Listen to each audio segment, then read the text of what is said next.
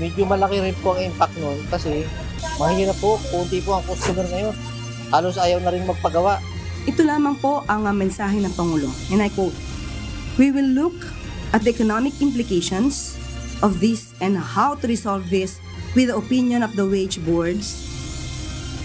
Maliliit na employers na bibigatan sa 200 pesos na aumento sa sweldo. Epekto ng wage hike sa ekonomiya, pag-aaralang mabuti ni Pangulong Ferdinand Marcos Jr. Ang bilin po ng Pangulong Marcos, padaliin ang pagbibigay ng serbisyong ito sa pamamagitan ng mas mabilis na proseso sa mga pangunahing ospital na puntahan ng mga taong namumuhay na may HIV.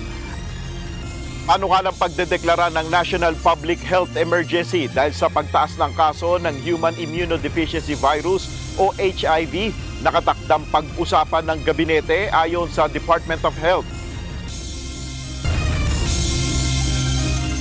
Ilang pro-administration senators tila nais na rin umanong madismiss ang impeachment case ni Vice President Sara Duterte ayon kay Senador Amy Marcos. Very simply, we cannot have open migration from any country where we cannot safely and reliably vet and screen those who seek to enter the United States. Estados Unidos magpapatupad ng travel ban sa 12 bansa.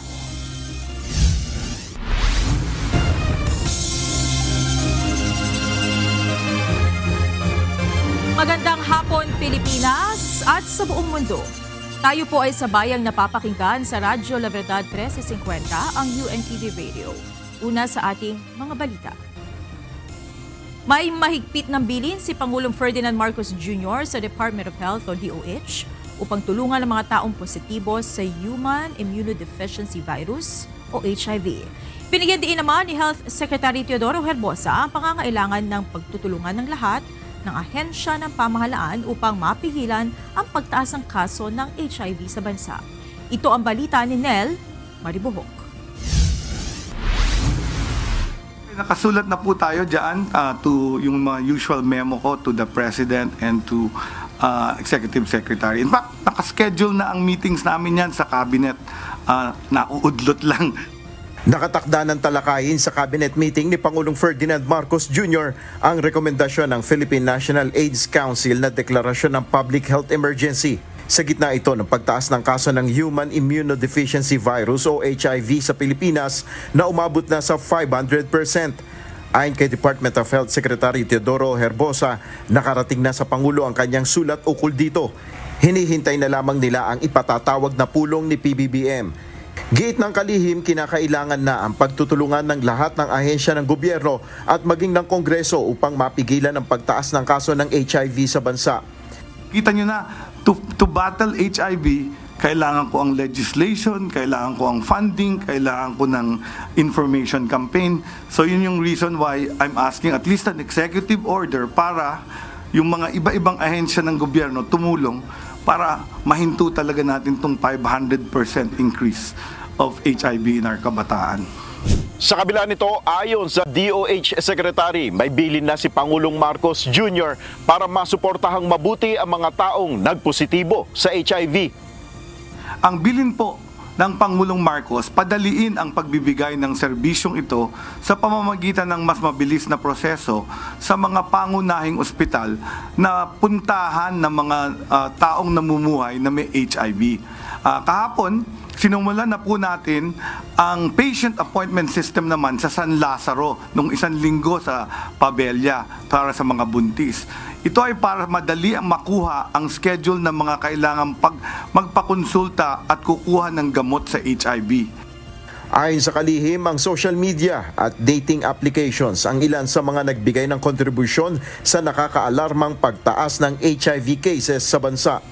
Maraming rason. Ang number 1, tumaas ang risky behavior. So number 1, easy access to pornography online.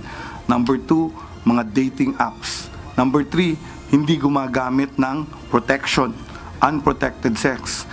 Nel Maribuhok, UNTV News and Rescue, Diyos ang aming sandigan, serbisyo publiko ang aming pinaalagahan. Nasa 6 na mga rehiyon sa bansa ang 80% na mayroong sakit na human immunodeficiency virus o HIV ayon sa Philippine National AIDS Council. Ayon sa ahensya, dapat pangpalawigin ang information campaign tungkol sa sakit upang makaiwas dito ang publiko. Ito ang balita ni JP Nunez. Sa ngayon, medyo hindi ganun kagandang datos natin. Makikita sa datos na tayo ngayon ay isa sa pinakamaraming bagong kaso. Alarming na para sa Philippine National AIDS Council o PNAC ang patuloy na pagtaas ng kaso ng Human Immunodeficiency Virus o HIV sa bansa. Bukod sa tumataas na kaso, pabata na rin ng pabata ang nagkakaroon ng ganitong sakit. Ayon kay PNAC Executive Director Dr. Jose Feliciano, nasa 15 years old hanggang 25 years old ang age bracket ng nahahawa ng HIV. Sa kabuuang bilang ng mga kaso sa bansa, 80% ng mga ito ang nasa 6 na mga rehiyon. Pangunahin dito ang National Capital Region, sunod ang Calabarzon, Region 3, Region 6, Region 7 at Region 11. Ayon kay Dr. Feliciano, ang mga rehiyon na ito ay highly urbanized kaya mayroong mas madaling access online ang mga nahahawa ng HIV. Madali anyang nakakakuha ng mga sexual partner ang mga may access sa internet. Ayon sa PNAC, lalo pang dapat mapalawig ang information campaign tungkol sa HIV upang ito'y maiwasan. Medyo mababa ang informasyon tungkol sa HIV and AIDS. No? Mababa ang kanilang kaalaman. Sa pagkakaroon ng tamang kaalaman tungkol sa HIV, ay magkakaroon sila ng pagkakataon upang proteksyonan ang kanilang sarili. Hinihikayat din ng PNAC ang mga nakakaramdam ng sintomas ng HIV na magpasuri. Mas mainam nila ito para makatiyak sa estado ng kanilang kalusugan. Dapat din anyang itigil ang social stigma kung saan pinangdidirihan ang mga may HIV at sa halip ay dapat silang tulungan upang makapagpagamot. JP Nunez, UNTV, News and Rescue. Diyos ang aming sandigan, serbisyo publiko ang aming pinahahalagahan. Nabibigatan ng ilang maliliit na employers ang aprobahang 200 peso wage hike sa Kongreso. Anila, hindi naman laging malakas ang negosyo sa panahon ngayon. Samantala, tiniyak naman ng Senado na babalansihin ito ang magiging implikasyon ng aumento sa sweldo sa kabuuang ekonomiya ng bansa. Ito ang balita ni Ivan Alvarez. Lamang, yung 200 na increase para sa mga employer, medyo may konting bigat kasi gaya nitong negosyo, hindi naman siya kalakihan.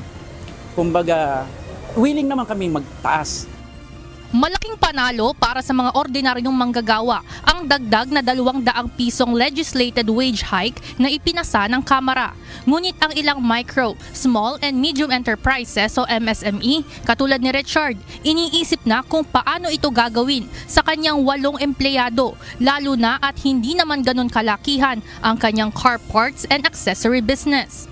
Ganito rin ang pangamba ni Timoteo Hermedia na nasa kaparehong industriya.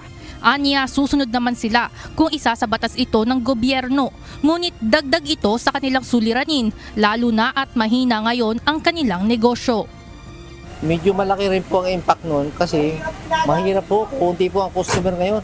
Halos ayaw na rin magpagawa. Kung magpagawa man sila, nag-iisip muna. Kaya medyo mahirap po yung 200 na yan. Paliwanag ni Senate Deputy Majority Leader Joseph Victor J.V. Ejercito, wala pang konkretong usapan sa Senado kung ano ang magiging kahihinatnan ng wage hike bill. Kailangan natin i-balanse both from the employees, business sector and also sa economic managers kung ano yung kakayanin. Sa akin, kung ano yung sagad na pwedeng ibigay natin sa mga manggagawa, ibigay natin.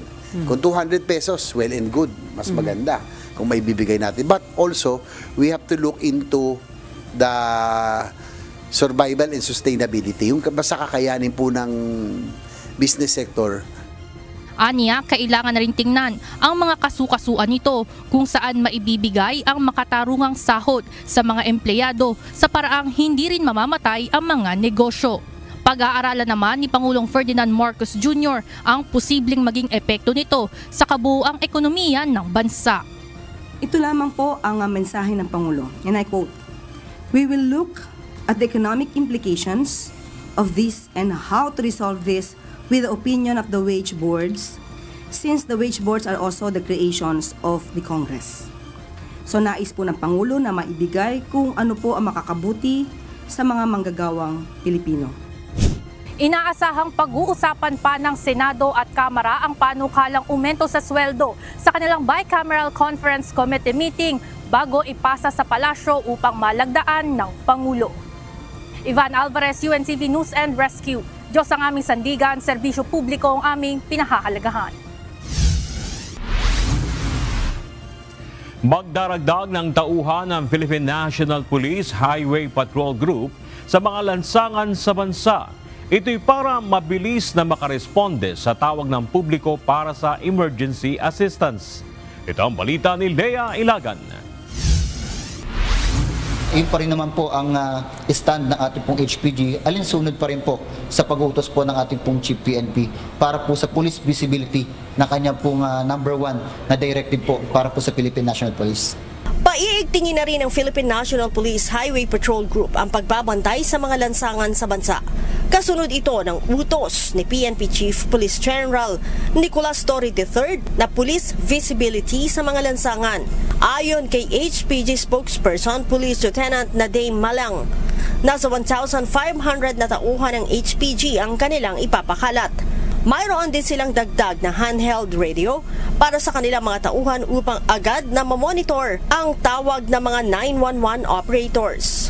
We had 733 na handheld radios na binigay na po ng ating pong logistic office sa ating pong mga kasamahan along with the Regional Highway Patrol Unit nationwide. So even the director, the command group, and all the field officers ng Highway Patrol Group nationwide ay inisyuhan na po ng handheld radio habang nagkakaroon ng integration yung ating pong HPG para po sa full implementation po ng 911. Kasama din sa lalagyan ng tao ng Highway Patrol Group ay ang mga lugar na hindi kabilang sa No Contact Apprehension Policy o NCAP.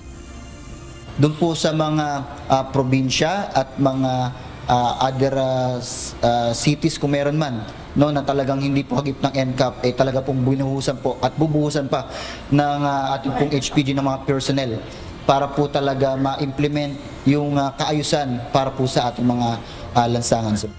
Kaya muling nagbabala ang HPG sa mga motorsiklo na nagtatakip ng kanilang mga plaka para makaligtas sa mga kamera ng No Contact Apprehension Policy o NCAP.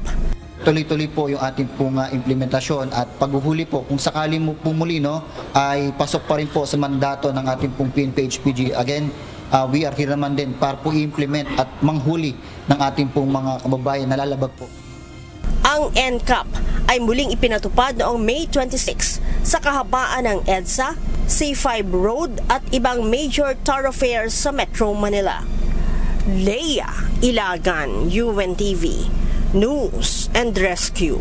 Diyos ang aming sandigan, serbisyo publiko ang aming pinahahalagahan. Peke ang kumakalat na post sa social media tungkol sa umano'y listahan ng lokasyon ng mga closed-circuit television cameras na ginagamit para sa No Contact Apprehension Policy o NCAP. Sa pahayag ng Metropolitan Manila Development Authority o MMDA, sinabi nito na wala silang inilalabas na listahan ng mga lugar kung saan nakapwesto ang NCAP cameras. Paalala ng ahensya sa mga motorista, ugaliin na sumunod sa mga batas trapiko, may nakatingin man o wala, at laging pairalin ang disiplina sa lahat ng oras. Muling isusulong sa 20th Congress ang mga panukalang batas upang labanan ang pagkalat ng fake news, disinformation at misinformation online. Samantala, muli namang iginiit sa pagdinig ng House Triple Committee o TRICOM na self-regulation sa social media platforms ang kailangan kaugnay ng paglaban sa pagkalat ng fake news at disinformation. Ito ang balita ni Rosalie Cos. I hope the President, through Secretary Ruiz, hindi na natin kaya ngayong 19th Congress, but I think the President must certify urgent yung mga bills that that the 20th Congress will be filing. Kasi kailangan na dito na intervention talaga ng Presidente na mapabilis yung batas na yon. And I think mga 1 year din yan bago natin maaprubahan sa 20th Congress. Aminado ang mga kongresistang kabilang sa House Triple Committee o TRICOM na hindi na makapagpapasa pa ng panukalang batas para labanan ang pagkalat ng fake news, disinformation at misinformation online dahil ilang araw na lang ay matatapos na ang 19th Congress. Binubuo ang TRICOM ng House Committees on Public Order and Safety, Information and Communications Technology at Public Information. Giit ng mga mambabatas, kabilang pa rin ito sa mga isusulong sa pagbubukas ng 20th Congress. Kaya pakiusap ng House TRICOM Overall Chairperson, Santa Rosa City Representative Dan Fernandez sa administrasyon ni Pangulong Ferdinand Marcos Jr. ma-certify ang mga panukalang ito as urgent. Sa uli namang pagdinig ng House TRICOM, muling iginiit na self-regulation ang kailangan sa social media platforms para mapigilan ang pagkalat ng fake news at disinformation. Reklamo ng isang mataas na opisyal ng pamahalaan, may pagkakataon na kahit ito na mismo ang nagreklamo kaugnay ng isang fake news, hindi agad ito natugunan ng social media firms. PCO na ako. Presidential Communications Office. Sinasabi ko ng national security concern, I was getting a certification, I had my certification from the CICC ng DICT, and yet ayaw pa rin magtanggal. Dadaan pa raw ako ng fact checker na third party fact checker. So eventually po, ilang beses namin silang kinakausap. Sabi namin, hindi kayo dito naka-base, hindi pa kayo nagbabayad ng buwis, and yet you don't regulate or stop fake news here in the Philippines. Sino po ba ang may primordial responsibility ng fact-checking? Mr. Chair, with due respect to the platforms, dapat sila, kasi kumikita po sila ng pera pa sa platform na yan. At saka, isa na sila sa mga pinakamayayaman na kumpanya sa mundo eh. Handa namang makipagtulungan ang tech giant na Google sa pamahalaan kaugnay ng issue. We agree that everyone who uses these platforms have the appropriate responsibility, including the platforms as well. So, Mr. Chair, for things that are within the control of the platform, we would take accountability for that. For things that are within the control of other entities, such as, for example, the users, then the appropriate responsibility and accountability mechanisms as provided by law would be applicable. Sa kasalukuyan, mayroon ng Artificial Intelligence o AI-powered system ang DICT para matukoy ang fake news at online scams. Samantala, nabuksan din sa TRICOM hearing ang issue na dapat magkaroon ng sariling fact-checker ang pamahalaan. Ayon sa PCO at DICT, kabilang na nila ito sa mga plano nila kontra fake news at disinformation. Wala po ba tayong plano na ang gobyerno natin magtayo ng fact-checker din? We're coming up with a memorandum of agreement. Kaso sa aming dalawa nga ng DICT, kung sino pwedeng maging legitimate fact-checker dito sa Pilipinas. Kasi ang nangyayari po, ang rini-recognize lang ng Meta is yung may mga regulators, Department of Finance, Department DTI dahil nga may issues sa mga consumers, consumer protection. Bukod dito, muli ring nabanggit sa pagdinig ng TRICOM ang panukalang pagpapatupad ng congressional franchise sa social media platforms bago makapag-operate sa bansa. Inaasahang ito-terminate na ang pagdinig ng TRICOM at ipepresenta ang committee report sa plenaryo ng Kamara bago mag-Senate Day adjournment ang 19th Congress sa susunod na linggo. Rosalie Cos, UNTV News and Rescue. Diyos ang aming sandigan, serbisyo publiko ang aming pinahahalagahan. Tila interesado rin umano ang administrasyon na i-dismiss ang impeachment case laban kay Vice President Sara Duterte. Ito ang pakiramdam ni Senador Amy Marcos sa gitna ng pagbubuo ng Senate resolution para sa dismissal ng kaso. Para sa presidential sister, hindi rin balido ang pagsampa ng Kamara ng impeachment sa Senado. Ito ang balita ni Asher Cadapan Jr. live.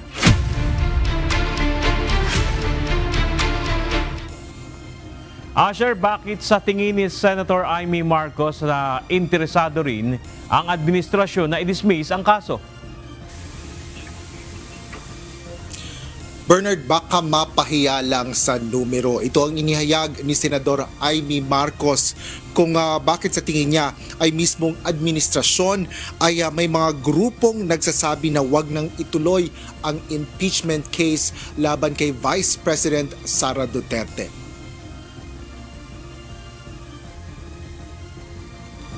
Joint effort ang pagbubuo ng resolusyon para sa pag-dismiss ng impeachment case ayon kay Senador Amy Marcos. Paliwanag ng senadora, kanya-kanya silang ambag sa draft ng probisyon habang may pagkakataon din na napag-uusapan ito sa floor ng ilang mga senador kasabay ng sesyon ng plenaryo. Aniya, lahat ay naghahanap ng solusyon sa mga issue kaugnay ng impeachment.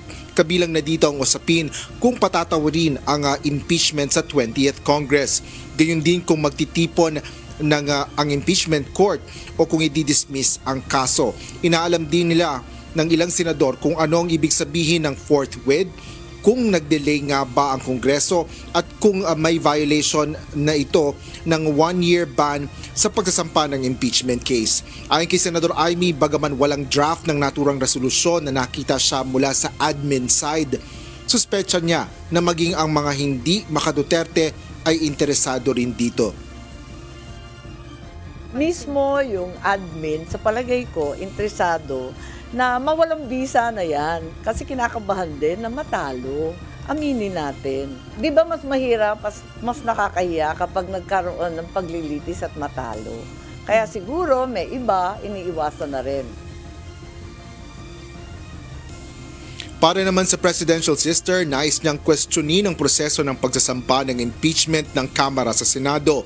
Ito ay dahil hindi agad na ipinadala ang kaso sa Senado at nakaapat na impeachment complaint pa bago ito iproseso ng mababang kapulungan ng Kongreso. Para sa akin, personal lang, walang resolution to, dapat i-dismiss na ito kaagad. Dahil unang-una, hindi na talaga kaya matapos. Bago yung 19th Congress, may sariling rules ng Senado. Pero, ang totoo, I have very serious concerns about the validity of the impeachment complaint arriving here in the Senate. Maliwanag naman na ito ay napila pa noong December 2024. Bernard, dahil sa dami ng argumento sa impeachment, sinabi ni Senador Amy Marcos na inaanyayahan niya ang mga senador na magkaroon sila ng caucus o pagpupulong upang mapag-usapan ang magkakaibang opinyon. Inaasahan ng senadora na isasagawa nila ang caucus bago ang June 11 kung kailan nakatakda yung pagbabasa ng Articles of Impeachment na siyang hudyat ng pagsisimula ng paglilitis. Yan ang latest dito sa Senado. Balik sa'yo, Bernard. Asher, ano na ba ang latest dyan sa di umano ay resolution para i-dismiss nga itong impeachment kay Vice President Sara Duterte? Di ba inamin na ng isang senador sa kanyang opisina ng galing, meron na bang na-file ngayon at kung ito ba ay maipafile, ano ba ang proseso na pagdadaanan nito? Yes, Bernard, ito ngang kumakalat o kumalat na draft ng resolution para nga sa pagdi-dismiss ng impeachment case kay Vice President Sara Duterte. Ito nga ay inamin ni Senador Ronald Bato de la Rosa na siya yung isa sa mga gumagawa ng draft nito dahil mayroon pa ring ilang mga draft nila na kumakalat din na hindi naman nila masabi kung sino-sino yung mga gumagawa noon. Ngunit ang sabi niya Senadora de la Rosa, kung hindi ngayong linggo ay sa susunod na linggo nga nila ito ifa-file para ito mapag-usapan bago yung huling sesyon o bago ang huling sesyon ng 19th Congress, which is yun nga yung June 11. Sa ngayon, wala pa rin kinukumpirma ang panig ni Senador de la Rosa kaugnay nito. Ngunit sinabi na rin ni Senate President Francis Jesus Cordero na kapag ito ay inihain sa plenaryo ay kanila itong aaksyonan, pagdedebatihan at pagbobotohan. Ngunit hindi pa nga rin malinaw, Bernard, kung ano yung magiging susunod na mangyayari dito, na nililinaw nga natin sa ilang mga mambabatas sa dahil may iba-iba silang mga opinyon kaugnay dito sa kung ano ang mangyayari, kung sila ba ay papayagan ba na sila ay magbotohan, kung sa kaugnay nga sa pagkukonvene nila bilang impeachment court, na sinasabi naman ng ilan na ito ay otomatiko dahil ito ay tinatawag ng konstitusyon, alinsunod nga yan doon sa batas na sila ay dapat mag-convene bilang impeachment court. Ngunit may sinasabi ang iba namang senador na ito ay kukwestiyonin pa dahil mayroon silang kagaya nga ng sinasabi ni Senador Amy Marcos na yung validity pa lang nitong articles or paghahain ng articles of impeachment ng Kamara sa Senado ay ay invalid na nga, na isa yan sa mga argumento na inaasahan nila na mapag-uusapan pagdating ng June 11 sa susunod na linggo. Bernard. Asher, naitanong ba kay Senator Amy Marcos, kaya ba niya nabanggit na baka mapahiya ang administrasyon kaya tila yung iba parang papabor? Ibig ba sabihin nito meron na siyang idea kung sino-sino mga senador ang posibleng bumoto pabor dito sa resolusyon na sinasabi? Well, kanina, Bernard, ang sinabi lang ni Senador Amy Marcos ay tingnan na lang daw kung ano yung bilang, kumbaga, doon sa maaring papanig, I would say, sa mga mga nais mag-dismiss nitong impeachment case kay Vice President Sara Duterte. Ngunit wala itong tinukoy na kung sino-sino itong mga senador na to, at nagiging maingat din siya sa pagsasabi ng posisyon para sa ibang mga senador dahil may kanya-kanya nga silang mga posisyon at opinyon, at iginagalang niya ang bawat posisyon ng mga senador kaugnay sa issue lalo pa ng impeachment dahil tatayo sila bilang senator judge sa darating na paglilitis. Alright, maraming salamat, Asher Cadapan Jr. live mula sa Senado. Nagsumite ng ika-6 na komunikasyon ng Evidence of Disclosure ang International Criminal Court Office of the Prosecutors, kaso laban sa kay dating Pangulong Rodrigo Duterte ng Pilipinas. Ito'y bahagi ng pre-trial proceedings para sa umano'y krimen laban sa sangkatauhan ng pagpatay sa madugong giyera kontra droga ng Administrasyong Duterte. Mula noong April 30, disclosure of evidence hindi bababa sa 267 items at 2 requests for extension of time limit ang ipinagkaloob ng ICC. Narito naman ang mga balita sa iba't ibang panig ng mundo. Ihahatid ng ating global correspondent na si May Biandog mula sa Brisbane, Australia.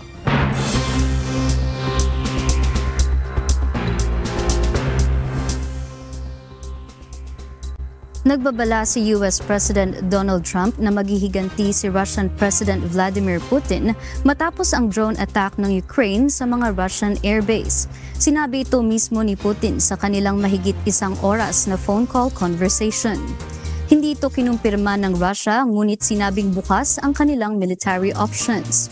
Sa ngayon, wala pang malinaw na development sa usapang pangkapayapaan sa pagitan ng dalawang bansa.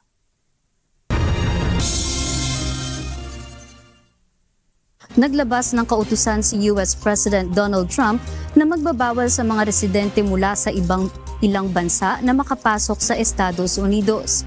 Ayon kay Trump, dapat na ding pauwiin sa kani-kanilang bansa ang mga nag-overstay na foreign migrants. Ito ang balita ni Carmela Marinda. Very simply, we cannot have open migration from any country where we cannot safely and reliably vet and screen those who seek to enter the United States. That is why today I am signing a new executive order placing travel restrictions on countries including Yemen, Somalia, Haiti, Libya, and numerous others. Hindi na pwedeng pumasok sa Estados Unidos ang mga mamamayan mula sa ibang bansa. Sa travel ban na inilabas ni US President Donald Trump, bawal na sa bansa ang mga galing sa Afghanistan, Burma, Chad, Republic of Congo, Equatorial Guinea, Eritrea, Haiti, Iran, Libya, Somalia, Sudan at Yemen, habang magpapatupad ng mas mahigpit na restrictions para sa mga manggagaling sa mga bansa ng Burundi, Cuba, Laos, Sierra Leone, Togo, Turkmenistan at Venezuela. Magsisimula ang kautusan ng Pangulo sa Lunes, June 9. Ang listahan ng mga bansa na binawalang pumasok sa US ay mula sa report ng Department of State and Homeland Security at sa Director ng National Intelligence. Ito ay matapos silang utusan ng Chief Executive na tukuyin ang mga bansa na mayroong hostile attitude. Gayon din ang pagkakaroon ng national security risk ng mga turista mula sa mga bansang ito. Dagdag pa ni Trump, dapat niyang protektahan ang seguridad ng US at ng mga mamamayan nito, kaya nais din niyang mapaalis ang mga hindi properly vetted na temporary visa holders at ang mga overstayed immigrants. Attack in Boulder, Colorado has underscored the extreme dangers posed to our country by the entry of foreign nationals who are not properly vetted, as well as those who come here as temporary visitors and overstay their visas. We don't want them. Sa unang termino nito, ipinag-utos din niya ang travel ban sa ilang Muslim-dominated countries. Hindi naman sang-ayon ang ilang US citizen sa travel ban na ipinag-utos ng pamahalaan. When you ban people on the basis of their color, their race, their religion, or their gender, you cannot say that when our founders founded America and wrote what they wrote in our founding document, that you believe in it. It's not surprising considering the source. It's Trump. He's a renowned racist, and he's trying to make America white again, not make America great again, which is very sad and scary considering that this nation was built on different nationalities and immigrants. Carmela Marinda, UNTV News and Rescue, USA. Diyos ang aming sandigan, serbisyo publiko ang aming pinahahalagahan. Magpapatupad ng mas mahigpit na hakbang ang Japan laban sa mga dayuhang turista na hindi nagbabayad ng kanilang medical bills habang nasa bansa. Kabilang sa plano ng Japan ang pagsusuri sa insurance coverage para sa mga turista. Gayon din ang posibleng pagpapatupad ng mandatory private medical insurance bago makapasok sa bansa. Ayon sa datos, nasa 0.8% ng 11,372 foreign patients noong September 2024 ang hindi nagbayad ng hospital bill. Kaya naman umabot na sa higit 61 million yen ang kabuoang bayarin sa ospital na hindi nabayaran. Inalis na ng Vietnam ang matagal nitong patakaran na naglilimita sa 2 anak kada pamilya, bunsod ng patuloy na pagbaba ng birth rate. Ayon sa mga opisyal, ang pagbagsak ng birth rate ay nagdudulot ng panganib sa ekonomiya, lalo na sa tumatandang populasyon at kakulangan sa manggagawa. Bagamat malaya na ang mga pamilya na magkaroon ng mas maraming anak, nananatiling hadlang ang mataas na gastos sa pagpapalaki ng mga bata. Dahil dito, maaaring kailanganin pang magbigay ng insentibo ng pamahalaan para mahikayat ang mga pamilya na magkaroon ng mas maraming anak. At yan ang mga balita mula sa iba't ibang panig ng mundo. Mula dito sa Brisbane, Australia, ako si Mavian Dog. Magandang gabi. Ipinamamadali na ng Department of Transportation o DOTR sa maintenance provider ng MRT3 na Sumitomo Corporation ang compatibility check ng mga Dalian trains para magamit na ito ng mga commuter.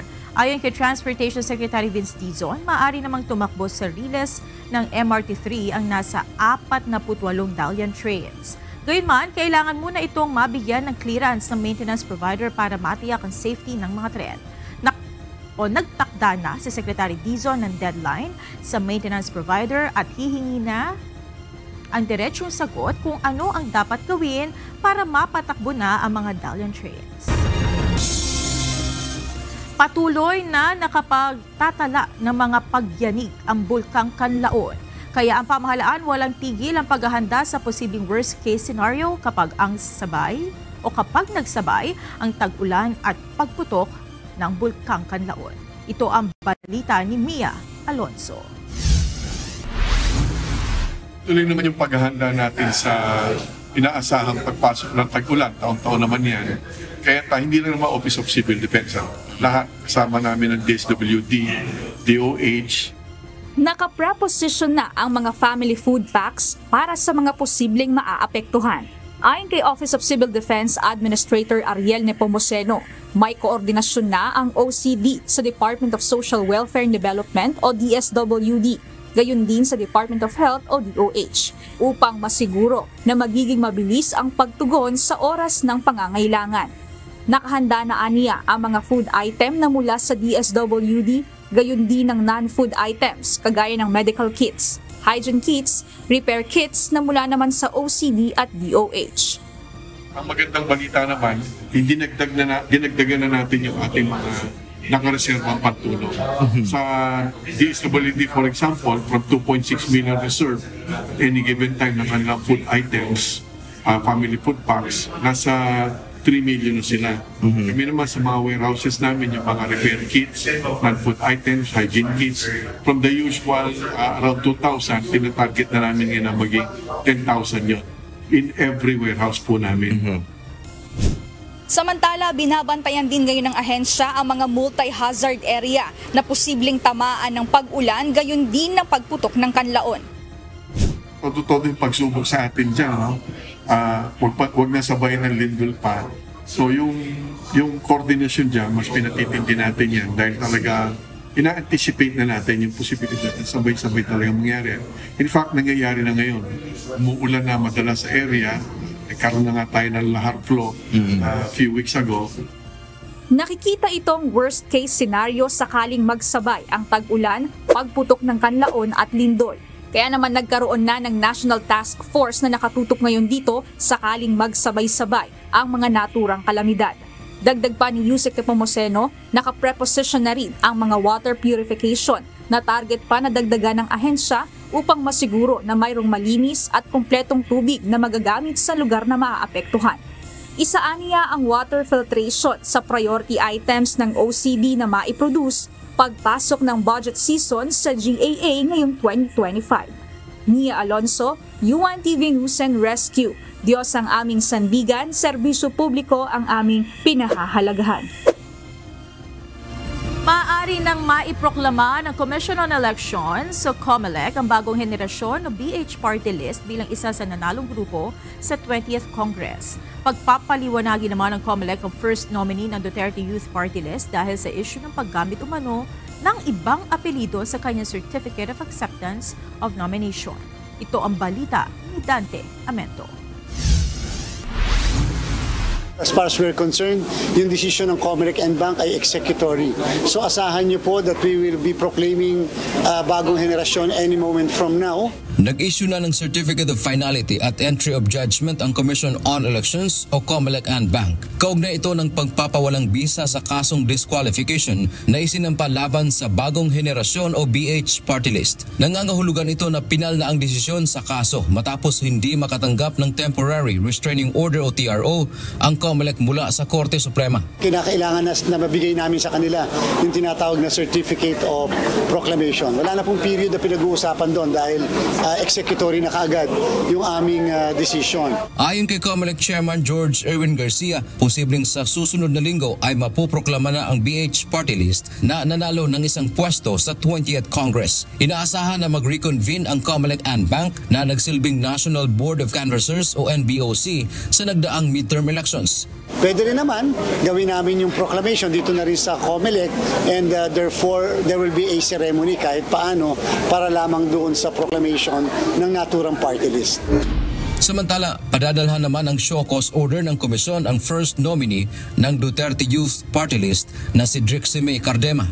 Ito ay bilang pagtugon sa ulat na gumamit ito ng ibang surname o apelido sa kanyang isinumiteng Certificate of Acceptance of Nomination. Paliwanag ni Chairman Garcia, bibigyan nila ito ng pagkakataon na magpaliwanag. May lumabas na impormasyon na hindi naman talaga Cardema ang apelido nito. Napaka-unfair din naman sa kanya na inaakusahan siya ng kung ano-ano sa social media lang. Kinakailangan meron naman pong paraan para makapagpaliwanag.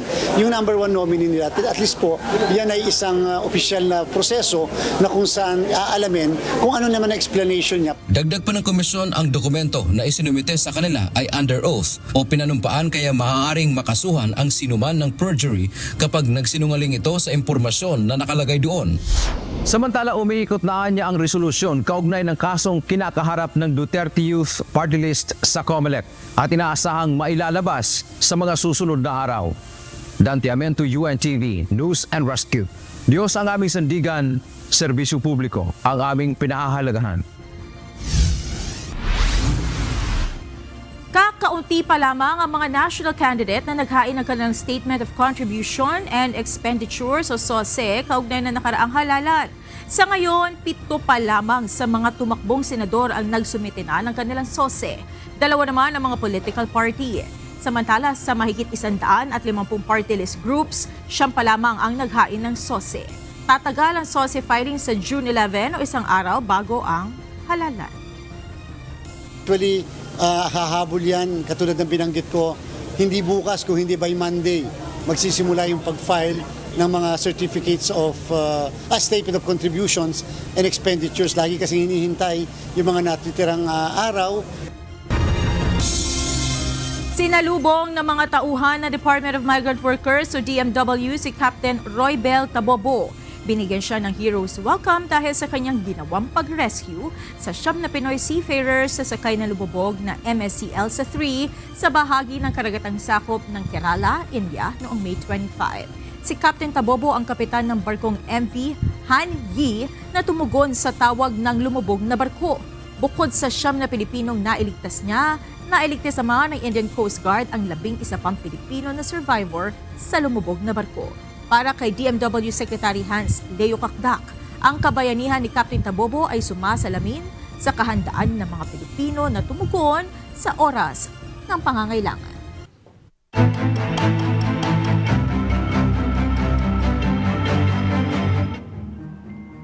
Mag-i-issue ng show cause order ang Land Transportation Office Region 6 sa nanay ng isang teenager na gumawa ng peligrosong Superman stunt sa motorsiklo habang nasa highway. Sa Cebu City, ipinahinto ng lokal na pamahalaan ang isang road construction project dahil sa environmental concerns. At sa Ilocos Region, nasa halos 400,000 na mga residente na ang nakapag-download ng eGov PH mobile app. Ito ang balita ni JP Nunez.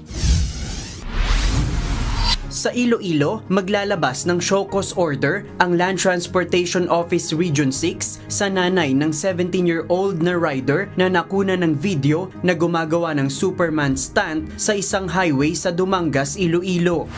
Batay sa record ng LTO Region 6, walang student permit ang teenager at hindi rehistrado ang ginamit na motorsiklo. Sa post ng barangay captain ng Dakutan na si Stephen James Forster noong June 3, isinuko ng nanay ang bata para makausap dahil na rin sa concern ng mga netizen. Nakasaad sa batas na hindi pwedeng magmaneho sa kalsada ang mga menor de edad at ang magulang ang may pananagutan sa kanilang paglabag. Sa Cebu City, pansamantalang ipinahinto ang pagtatambak ng lupa sa coastline at mangrove areas ng Barangay Inayawan at Cogon Pardo na isang mangrove-rich coastline. Nag-issue ng cease and desist order si Cebu City Acting Mayor Donaldo Hontiveros laban sa WTG Construction and Development Corporation dahil sa environmental concerns. Ang naturang proyekto ay ang 97 million peso road construction project ng Department of Public Works and Highways na layong pagdugtungin ang F. Gabuya Extension at South Road properties para sa alternatibong ruta. At sa Ilocos Region, iniulat ng isang opisyal ng Department of Information and Communications Technology o DICT na halos 400,000 na ang nakapag-download ng eGov PH mobile app sa rehiyon. As of May 25, 2025, 216,000 na mga residente na sa Pangasinan ang gumagamit ng eGov.ph mobile app, 65,000 sa La Union, 51,000 sa Ilocos Sur at 42,000 sa Ilocos Norte. Kung susumahin, umaabot ito ng higit sa 375,000. Patuloy pa ring hinihikayat ng DICT ang publiko na gamitin ang eGov.ph app para maka-avail ng mga serbisyo ng gobyerno sa pamamagitan lamang ng kanilang mga cellphone. JP Nunez, UNTV, News and Rescue. Diyos ang aming sandigan, serbisyo publiko ang aming pinahahalagahan.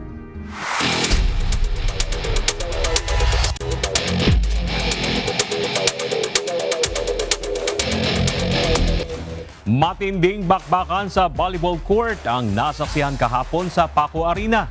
Bawat koponan ay todo sa pagpapakitang gilas, bit-bit ang determinasyong makapasok sa semifinals ng UNTV Volleyball League Season 3. Ito ang balita ni Jed Neresina.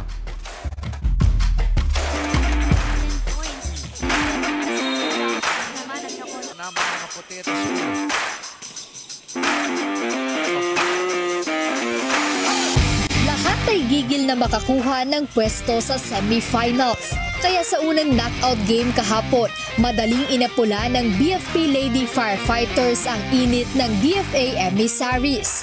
Straight set victory para sa Lady Firefighters at ngayon, secured na sila sa semifinals.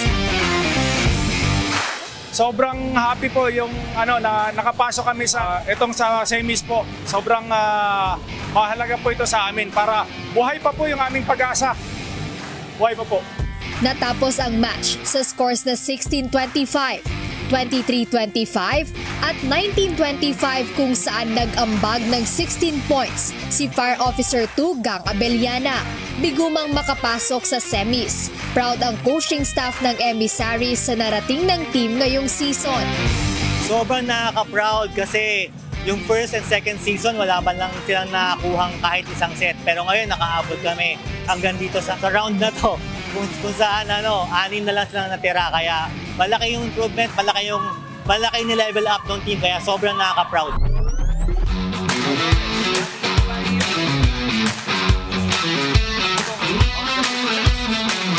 Matinding bakbakan naman ang sumunod na game dahil walang gustong bumitaw sa AFP Lady Gunnar at PhilHealth Consulta Health Insurers. Naunang nakakuha ng set ang PhilHealth, 23-25. Ngunit maalab ang determinasyon ng Lady Gunnar at bilang back-to-back champions, pinatunayan nila ito at naipanalo pa ang tatlong sumunod na set. Sa scores na 25-18, 25-23 at 25-20, secured na ng AFP ang pwesto sa semifinals. Una-una po, nagpapasalamat kami kasi kay Lord kasi binigyan kami ng sapat na lakas sa talino para manalo yung team. Hindi namin na-expect pero kasi kailangan pagtrabahuan talaga both teams. So, dahil siyempre, umangat kami, siguro mas nagtrabaho sila kaysa doon sa PhilHealth. Sa kabila ng ayaw paawat na defense at offense ng parehong koponan, nakagawa pa rin ng amazing 31 points si Sergeant Iya Yongko. Hindi man nanalo, sulit naman para sa rookie team na health insurers ang Season 3 ng UVL. For us, tulad niyan sabi ko nung nasa dugout kami, yung malaking achievement sa team na makarating dito. This is first time namin sumali. Then narating pa namin yung quarterfinals. Masaya ang buong team na nakarating dito. Sulit na. Volleyball fans, it's going to be an epic showdown.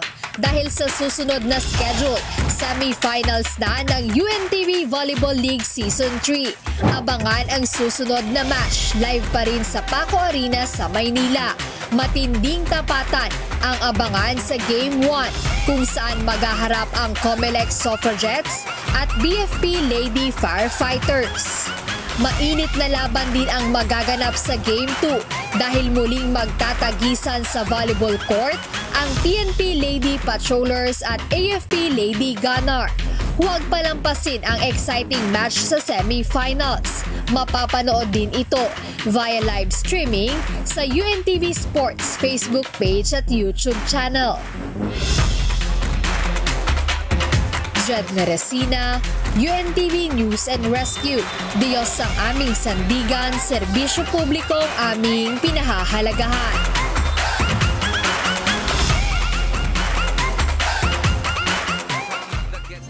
Mananatili sa kustodiya ng National Bureau of Investigation si dismissed Negros Oriental 3rd District Representative Arnold Paul Arnie Teves Jr.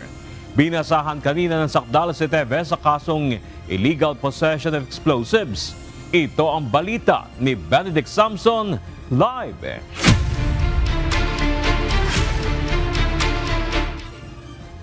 Benedict, wala bang inilabas na commitment order o kautusan ang Manila RTC tungkol sa pagkukulungan dyan kay Teves? Ng kalituhan kung sa magkaibang detention facility iuutos ng korte na ikulong nga itong si dating Negros Oriental 3rd District Representative Arnold po Arnie Teves Jr. Iba-ibang branch ng korte kasi ang may hawak sa mga kaso ng dating kongresista. Sa Manila Regional Trial Court Branch 51 ay ang 10 counts of murder, 13 counts of frustrated murder at 4 counts of attempted murder. Sa Manila RTC Branch 12 naman ang murder case at illegal possession of firearms and ammunition at explosives. Sa Manila RTC Branch 15 at Bayawan RTC ay parehong murder case. At sa Quezon City RTC ay ang violation of Terrorist Financing Prevention and Suppression Act. Dati nang hiniling ng legal counsel ni Teves na isang national facility na lamang dalhin, gaya ng National Bureau of Investigation o NBI Detention Facility sa New Bilibid Prison. Napakaraming kaso na hinaharap si Ginoong Teves. So, yun po ang pinakamaganda po kasi siguro ay national na yung ahensya na kumupkop sa kanya para hindi na localized yung kanyang detention, centralized na po. Isa na lang grupo ng mga security forces, yung mga NBI agents na magdadala sa kanya. Isang lugar na lang po ang pwedeng padalhan ng mga notices ng mga korte. Isa na lang po ang panggagalingan niya kung sa mga pagkakataon na kailangan po siya na dumalo sa hukuman. Sa isang Viber message, kinumpirma ni NBI Director Jaime Santiago na mananatili pa rin sa kanilang kustodiya si Teves. Samantala, sinabi pa ni Attorney Ferdinand Topacio na hindi po pwedeng i-consolidate ang mga kaso ni Teves dahil sa iba't ibang instansya kung kailan ito nangyari. Meron po kasing rules, there is a limit to how cases can be consolidated. Dapat po, they're related to one another. There is a common, or there are common accused in case of several accused. There are common issues and they arose from the same act or incident complained of as a criminal offense.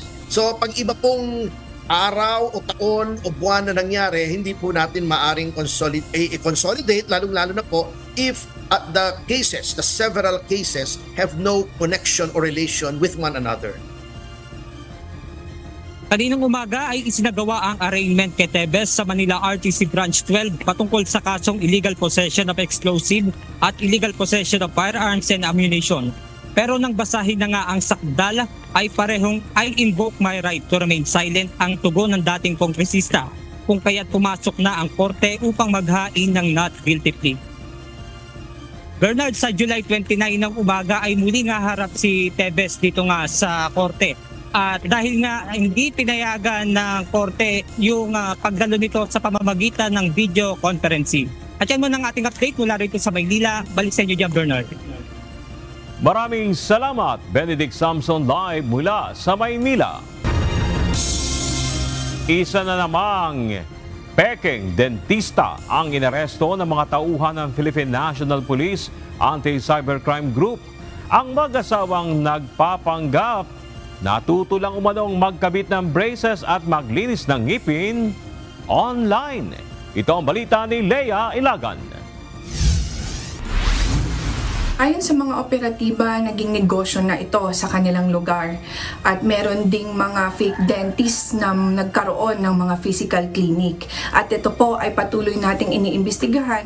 Hindi lamang masahe, manicure at pedicure ang iniaalok ngayon ng home service. Dahil sa ilang lugar sa Mindanao, mayroon na ring home service para sa magpapalinis at magpapakabit ng braces sa ngipin.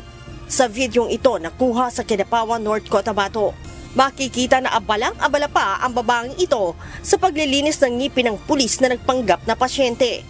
Ayon kay PNP Anti-Cybercrime Group spokesperson, Police Lieutenant Wallen May Arancillo, habang isinasagawa ang paglilinis ng ngipin ay inaresto na ang mga ito ng pulis. Aniya, nagkakaroon ng kliyente ang dalawa dahil iniaalok nila sa Facebook ang kanilang home service dental procedure. 3,500 piso ang alok ng mga ito para sa package ng cleaning, whitening at braces ng ngipin. Ayon sa investigasyon, madami na rin ang kanilang mga nabiktima or naging kliyente since more than a year na po silang nag-o-offer online ng mga illegal dental services or nag-o-operate po. Sinabi ni Police Lieutenant Arancillo na walang background sa dentistry ang mag-asawa. Sa katunayan, tricycle driver ang lalaki at housewife naman ang babae.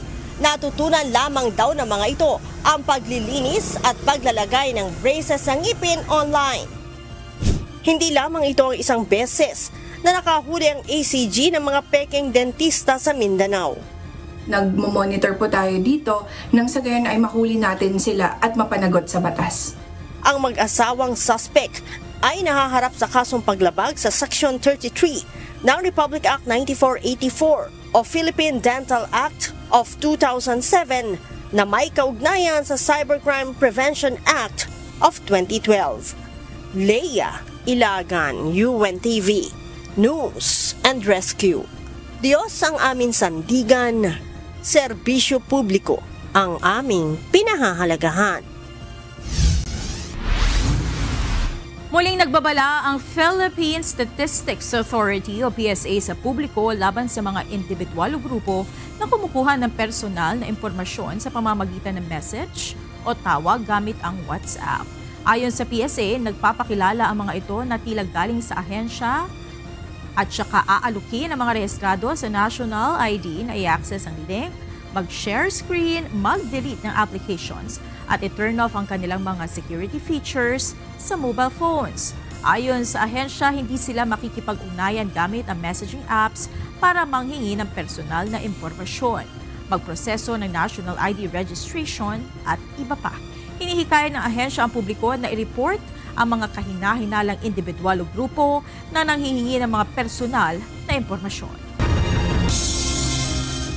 Mataas ang moral ng mga sundalong nagbabantay sa mga teritoryo ng Pilipinas sa Kalayaan Island sa kabila ng iba't ibang hamon na kinakaharap ng mga ito. Sa nakalipas na ilang araw ay inikot ng ilang opisyal ng Armed Forces of the Philippines at mga kawani ng media ang mga bahura upang makita ang kalagayan ng mga sundalo. Ito ang balita ni Ryan Lacalale, live.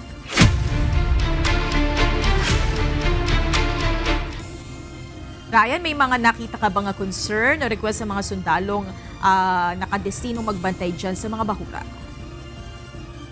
Monica, sa ngayon ay wala naman daw dahil natutugan na naman yung kanilang mga kahilingan dahil nga nagkakaroon ng regular na maritime patrol at mga rotational and resupply mission kung saan ay nadadala naman yung kanilang mga pangangailangan. Hindi madali ang sitwasyon ng mga sundalong nagbabantay sa mga maritime features sa West Philippine Sea na okupado ng Pilipinas. Lalo na bukod sa limitadong kagamitan ay mahirap din ang sitwasyon ng lugar. May banta ng ibang bansa at matagal silang mawawalay sa kanilang mga mahal sa buhay. Pero sa kabila nito ay nananatiling mataas ang moral ng mga sundalo. Attitude na ating mga sundalo is maganda naman because of training nila. And they're well motivated to stand defending.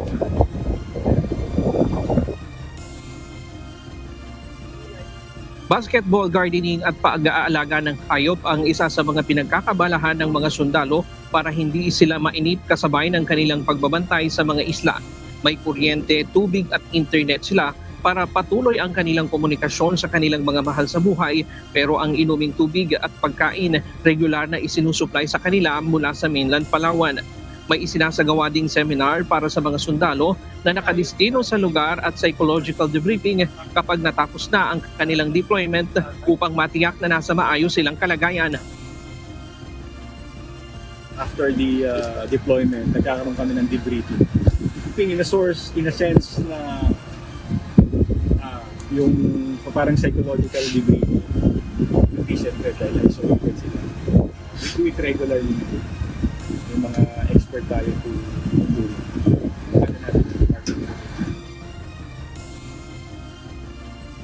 Sa pagpapatuloy ng isinasagawang Maritime Patrol ng Armed Forces of the Philippines kasama ang ilang kawani ng media, napuntahan ng Parola Island at Likas Island. Nakababa ang grupo sa Likas Island.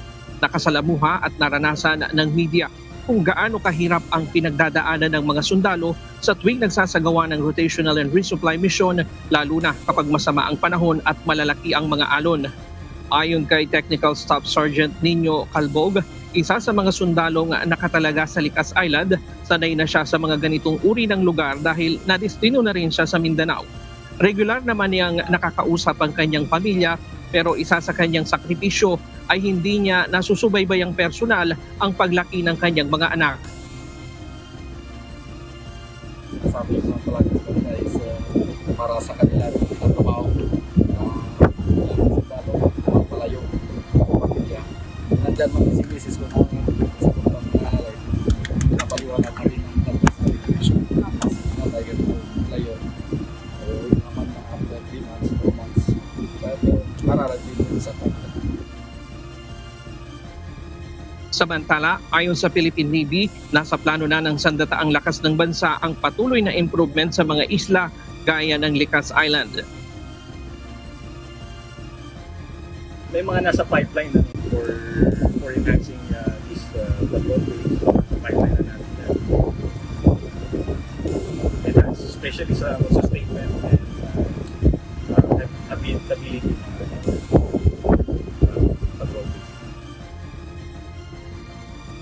Monica, kanina pagbaba namin dito sa Likas Island, mayroong 2 maritime militia vessel malapit doon sa isla, pero hindi naman sila lumapit nung dumating yung grupo doon at wala naman nakabuntot sa amin sa ngayon na mga Chinese Coast Guard. At yan muna ang latest. Monica, mula dito sa Kalayaan Island Group. Balik sa'yo. Maraming salamat, Ryan Lacanlale.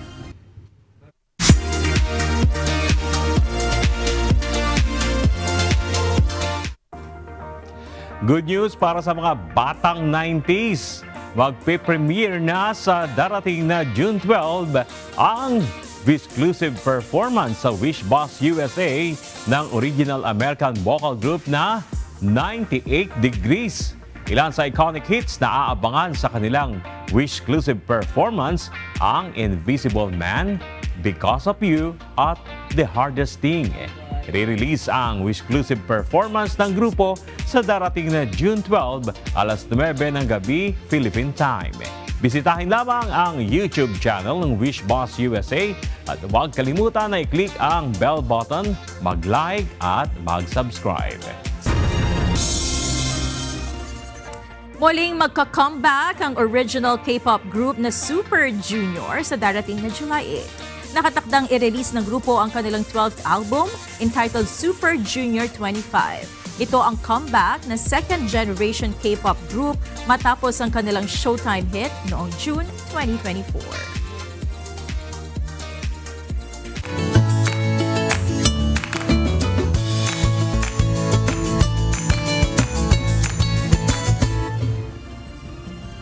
Oh, yun. Na-excite ako doon sa binasa mo. Ay, sasabihin ko eh. Ano ba ang favorite mong kanta nila? Gusto ko yung nung growing up talaga. Pero kasi yan parang high school yata ako nung mga panahon yan. O, di ba, na-reveal ko na age ko. Pero parang gusto ko yung Invisible Man. Isa yan sa mga sikat na kanta nila. Gusto ko yung The Hardest Thing. The Hardest. Para yata sa may mga hugot na ano yan. Ganun ba yun? Mas gusto ko lang yung bit eh. Oo. Pero nakakatuwa kasi, anong sample? Bahala kayo dyan. Gusto nyo bang umulan? Umuulan na nga ata. Meron ng tag-ulan na nga tayo ngayon. Gusto nyo pa ng sample. Pero nakakatuwa kasi 'di ba parang isa yan sa mga biggest boy band groups growing up. And ngayon, nabigyan tayo ng pagkakataon na i-feature. Dumalaw sila sa ating Wish Bus USA. Ayun, nakakatuwa naman. Nakikilala nila at nakilala rin sila sa Wish Bus USA. Yung kanilang muling pagpe-perform. Oo nga. Kailan? Kailan nga ulit? July? June 12. Araw ng Kalayaan. Oo, ayan.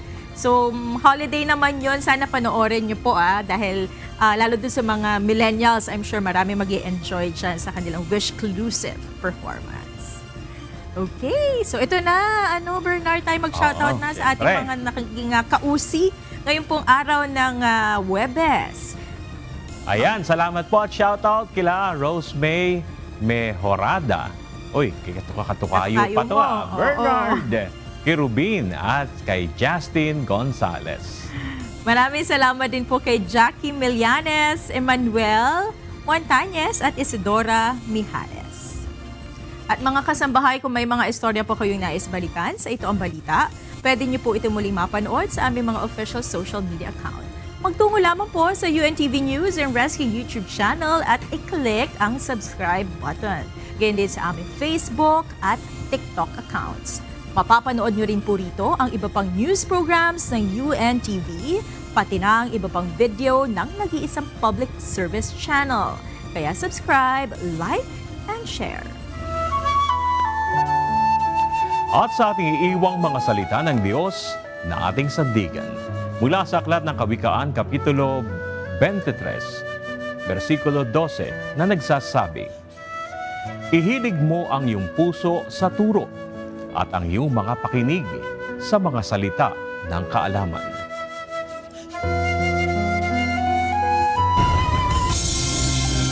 At yan ang naging kabuuan ng ating balitaan ngayong gabi. Aming inilahad ng buong katapatan kung paano namin nasaksihan. Kayo'y makapagtitiwala na ang aming nakita at narinig ang aming ibinabalita. At dito sa UNTV, Diyos ang aming sandigan, serbisyo publiko ang aming pinahalagahan. Magandang gabi.